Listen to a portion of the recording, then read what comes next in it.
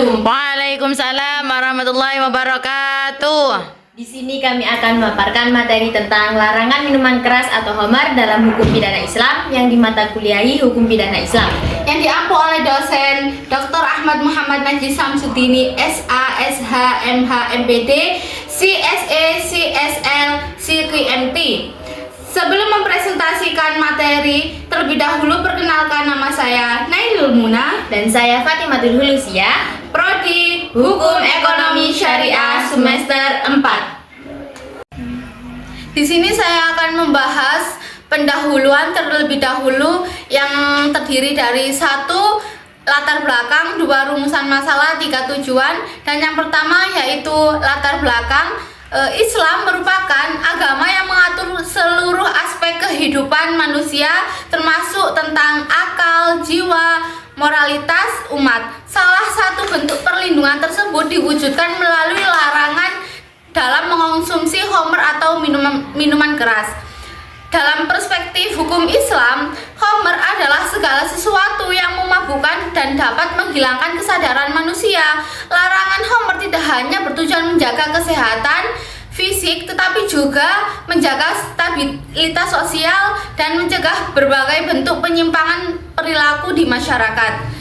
Perkembangan globalisasi menyebabkan peredaran minuman keras semakin meluas, bahkan di kalangan remaja maupun pelajar. Oleh karena itu, Islam memandang khamr sebagai sesuatu yang harus dijauhi karena lebih banyak membawa mudarat dibandingkan manfaat. Dan pendahuluan yang kedua yaitu rumusan masalah. Yang pertama, apa yang dimaksud dengan khamr dalam perspektif hukum Islam. Yang kedua yaitu bagaimana dasar hukum larangan khamr dalam Al-Quran dan hadis. Yang ketiga, bagaimana unsur-unsur pidana khamr dalam hukum Islam. Dan yang keempat yaitu bagaimana pembuktian tindak pidana khamr menurut hukum pidana Islam. Pendahuluan yang ketiga yaitu tujuan, di mana kita akan 1. Mengetahui pengertian khamr menurut hukum Islam. 2. Memahami dasar hukum pengharaman khamr dalam Al-Quran dan hadis. Yang ketiga yaitu mengetahui unsur-unsur jarimah syurb al-khamr. Pembahasan yang pertama yaitu tentang pengertian, di mana khamr merupakan segala sesuatu yang dapat memabukkan atau menghilangkan akal sehat manusia. Secara bahasa, kata khamr itu berasal dari kata hamaro yang berarti menutupi. Maksudnya menutupi ini tuh adalah menutupi atau menghilangkan fungsi akal manusia. Pada masa Arab jahiliyah, khamr telah menjadi kebiasaan masyarakat. Namun kebiasaan tersebut itu, minuman tersebut itu biasanya berasal dari fermentasi anggur yang disimpan dalam waktu lama hingga menghasilkan zat yang memabukkan. Menurut hukum Islam, ukuran suatu minuman disebut khamr bukan berdasarkan pada bahan pembuatannya, melainkan berdasarkan sifatnya yang memabukkan. Oleh sebab itu, seluruh minuman yang memabukkan termasuk dalam kategori khamr dan hukumnya haram. Itu Rasulullah SAW itu bersabda, kullu muskirin haram, yang artinya setiap yang memabukkan itu adalah haram. Dasar hukum larangan khamr yang pertama yaitu Al-Quran. Larangan khamr dalam Islam didasarkan pada Al-Quran dan hadis Nabi Muhammad SAW. Salah satu dasar hukum utamanya itu terdapat dalam Quran surat Al-Maidah ayat 90. Di mana Quran surat Al-Maidah ayat 90 yang berbunyi, ya ayyuhalladzina amanu innamal khamru wal maisiru wal ansabu wal azlamu rijsum min amali syaitani fajtanibuhu la'allakum tuflihun. Ayat tersebut menegaskan bahwa khamr itu termasuk perbuatan keji dan merupakan perbuatan setan, sehingga umat Islam diperintahkan untuk menjauhinya. Selain itu, dalam Quran surat Al-Maidah ayat 90 tadi dijelaskan bahwa khamr dapat menimbulkan permusuhan, kebencian, dan menghalangi manusia dari mengingat Allah Subhanahu wa taala serta melaksanakan sholat. Dan dasar hukum larangan khamr yang kedua yaitu hadis. Dalam hadis Rasulullah SAW yang dijelaskan yang berbunyi apa saja yang memabukkan dalam jumlah banyak, maka sedikit pun itu akan haram. Hadis tersebut menunjukkan bahwa sedikit maupun banyak khamr itu tetap haram dalam Islam. Dan pembahasan selanjutnya yaitu tahapan pengharaman khamr. Pengharaman khamr dalam Islam itu dilakukan secara bertahap. Hal ini tuh menunjukkan bahwa syariat Islam memiliki metode yang bijaksana dalam menetapkan sebuah hukum. Tahapan yang pertama yaitu di mana Allah Subhanahu wa taala itu menjelaskan bahwa khamr itu memiliki manfaat dan mudarat. Namun mudaratnya itu lebih besar, seperti yang terdapat dalam Quran surat Al-Baqarah ayat 219 yang mempunyai makna di mana pada keduanya terdapat dosa besar dan beberapa manfaat bagi manusia, tetapi dosanya itu lebih besar daripada manfaatnya. Tahapan yang kedua yaitu umat Islam dilarang mendekati sholat dalam keadaan mabuk, yang juga terdapat dalam Quran surat An-Nisa ayat 43 yang dimana janganlah kamu mendekati sholat ketika kamu dalam keadaan mabuk. Pembahasan selanjutnya yaitu unsur-unsur jarimah khamr. Dalam hukum pidana Islam, suatu perbuatan dapat dikategorikan sebagai jarimah apabila memenuhi unsur-unsur tertentu. Yang pertama yaitu unsur formil atau rukun syar'i, yang dimana adanya nas atau dalil yang melarang perbuatan tersebut. Dasarnya itu terdapat dalam Quran surat Al-Maidah ayat 90.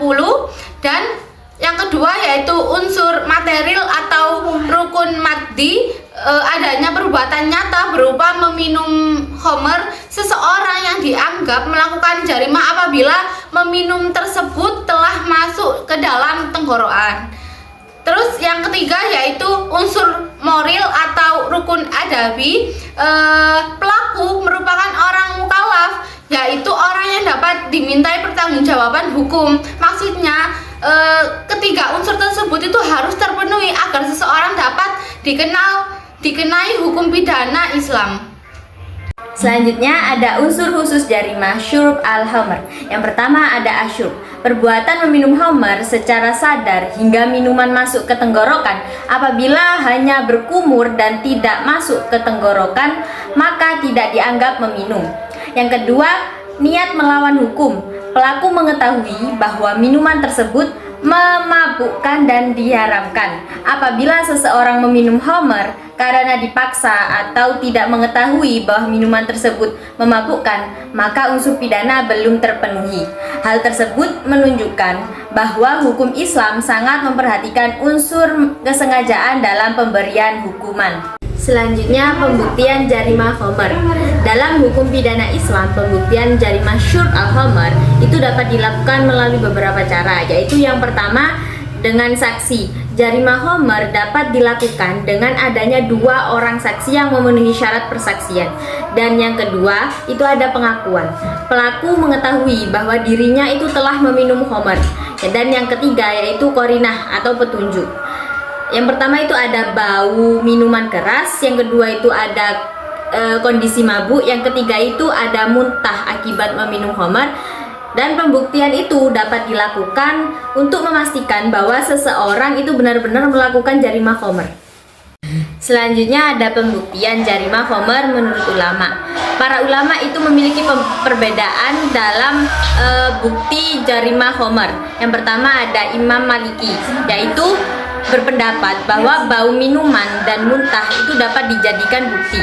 Yang kedua itu ada Imam Ibnu Hanifah, itu menganggap keadaan mabuk adalah cukup menjadi bukti adanya jarimah al-khamr. Dan yang ketiga itu ada Imam Syafi'i yang berpendapat bahwa mabuk atau bau minuman saja itu belum cukup menjadi alat bukti. Nah, perbedaan tersebut itu menunjukkan bahwa hukum pidana Islam itu memiliki kajian yang luas dan mendalam dalam menetapkan suatu hukuman. Selanjutnya yaitu peran pemerintah dan masyarakat dalam mencegah peredaran minuman keras. Diperlakukan kerjasama berbagai pihak, yaitu yang pertama ada keluarga, yang kedua ada tokoh agama, yang ketiga ada lembaga pendidikan, dan yang keempat ada pemerintah, yang terakhir ada masyarakat. Nah, pemerintah itu perlu memperketat pengawasan terhadap peredaran minuman keras serta memberikan edukasi mengenai bahayanya homer kepada masyarakat. Selain itu, masyarakat itu harus meningkatkan kesadaran hukum dan agama agar mampu menjauhi segala bentuk minuman yang memabukkan. Dan yang terakhir kesimpulan yaitu homer itu merupakan segala sesuatu yang memabukkan dan menghilangkan akal sehat manusia. Dalam hukum Islam, homer itu diharamkan karena membawa lebih banyak mudarat dibanding manfaat. Nah, dasar hukum larangan homer itu terdapat dalam Al-Quran dan hadis Nabi Muhammad SAW, khususnya Quran Surat Al-Ma'idah ayat 90 sampai ayat 91. Larangan tersebut itu bertujuan untuk menjaga akal, kesehatan, moral, serta ketertiban sosial masyarakat. Oleh karena itu, umat Islam itu diperintah untuk menjauhi segala bentuk minuman keras demi tercapainya kehidupan yang aman dan bermoral. Sekian presentasi dari kami. Mohon maaf apabila ada kesalahan. Apakah dari audiens ada yang ingin ditanyakan? Baik, saya Fatmawati mohon izin bertanya, jika seseorang mabuk karena dipaksa atau tidak mengetahui kandungannya, bagaimana pertanggungjawaban pidananya dalam Islam? Di sini saya akan menjawab pertanyaan dari Mbak Fatma. Dalam hukum pidana Islam, pertanggungjawaban pidana sangat berkaitan dengan unsur kesengajaan, kesadaran, dan kemampuan seseorang dalam memilih tindakan. Jika seseorang mabuk karena dipaksa atau tidak mengetahui bahwa minuman tersebut mengandung homer, maka kedudukannya itu berbeda dengan orang yang sengaja mengonsumsi homer untuk mabuk.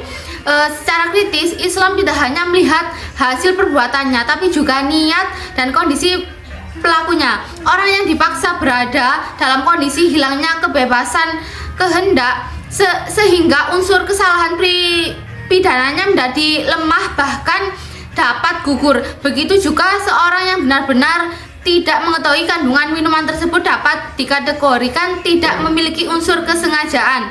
Dalam kaidah fikih dikenal dengan prinsip kesalahan, lupa, dan kepaksaan mendapatkan keringanan hukum. Namun persoalannya menjadi lebih kompleks ketika alasan tidak tahu dijadikan pembelaan untuk menghindari hukuman. Disinilah hukum pidana Islam menuntut adanya pembuktian yang kuat agar alasan tersebut tidak disalahgunakan. Artinya, Islam tetap menjunjung keadilan, tidak menghukum orang yang benar-benar tidak bersalah, tetapi juga tidak membuka celah memanipulasi hukum. Terima kasih atas perhatiannya. Mohon maaf apabila ada kekurangan. Wassalamualaikum warahmatullahi wabarakatuh. Waalaikumsalam warahmatullahi wabarakatuh.